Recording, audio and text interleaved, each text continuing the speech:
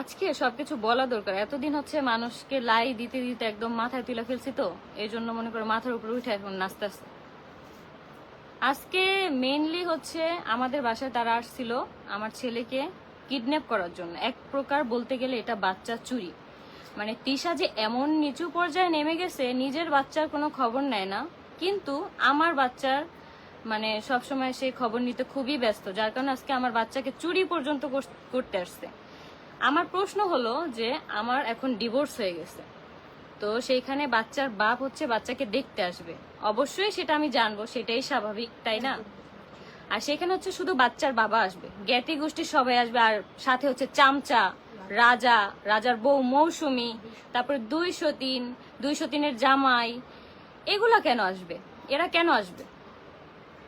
এদের তো আমি আমার বাসার কাজের লোকের মানে কাজের লোক হিসাবেও রাখবো না। এগুলো কেন আসবে? আসবে। আর আজকে হচ্ছে আয়াসকে দেখার কোনো কথাই ছিল না। আপু আয়াস ঠিক আছে, হ্যাঁ আপু আয়াস ঠিক আছে। আয়াসের যদি কিছু হইতো আমি কাউরে ছাড় দিতাম না, একটা মানুষকেও আমি ছাড় দিতাম না। শুধু আমার মার সাথেই পারছে। আমার মা মহিলা মানুষ, একজন বাসায় ছিল একা, তার উপরেই এসে হচ্ছে তারা অ্যাটাক করছে, প্লাস হচ্ছে তারা আবার এখন ভিডিও ছাইরা দিছে যে আমার আম্মুর ব্যবহার খারাপ। আমার আম্মুর জায়গায় যদি ওইখানে অন্য কেউ থাকতো তাহলে আহাতকে হইতেছে জুতার বাড়ি দিত। আমি যদি নিজেই থাকতাম ইনস্ট্যান্ট যদি এখানে, তুই আমার কাছে জুতার বাড়ি খাইতি আহাত, বুঝছস? তোর এখন তুই করে বলতেছি, তুই আমার কাছে জুতার বাড়ি খাইতি। তুই যে আঙ্গুল তুলে তুলে আমার মার সাথে কথা বলছিস না, তোর এই আঙ্গুল ভাঙে আমি তোর পিছন দিয়ে একদম ভইরা দিতাম। জানোয়ার যেন কোথাকার। তোর বাপ তো আমার এই মাত্র কল দিছিল, তোর বাপ বলে যে আমি একটা জানোয়ার জন্ম দিচ্ছি, আমি একটা জানোয়ার জন্ম দিচ্ছি, কুলাঙ্গার জন্ম দিচ্ছি আমি একটা।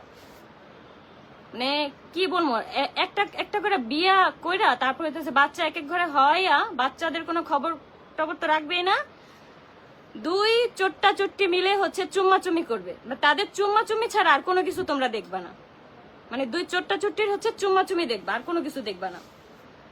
আমার কথা হইতেছে আমার ডিভোর্স হয়ে গেছে, এখন কেন তোরা আমাকে নেওয়ার জন্য এতটা ইয়া করবি? আমার অ্যাডভোকেটকে পর্যন্ত নক দেয় তিশা যে আপু আপনি এমন ভাবে কথা বলবেন যাতে ওদের মীমাংসা হয়ে যায়। কেন? আমি যেহেতু বসতি, তুই তো লাইভে এসে বলছস, তিশা তোরেই বলতেছি, তুই তো লাইভে এসে বলছস আমি বসতি, এই বস্তিতে আমার যাওয়ার কোনো প্রশ্নই আসে না। তাহলে এই বস্তির মেয়েকে নিয়ে কেন এত টানাটানি করস? বস্তিতে আসোস, বস্তিতে আইসা বস্তির মেয়েকে নেওয়ার জন্যই তোরা টানাটানি করস কেন? এখন কি ভিউ ব্যবসা বন্ধ? আমি ছাড়া কি ভিউ ব্যবসা হয় না? এখন কপালে ভাত জুটে না? ক্যামেরা সেল করছে, ফোন সেল করছে, গাড়ি সেল করছে, আর কত কিছু। পার্সোনাল টপিক না, এগুলো বলতে হবে। মানে আমার ঝামেলা আমি বুঝবো, ঠিক আছে? সেখানে এসে আমার মার উপরে পর্যন্ত হাতাহাতি হয়ে গেছে। ওই ভিডিওটা দেখলে সবাই বুঝতে পারবে, যার মাথায় ব্রেন আছে সে পারবে যে আমার মা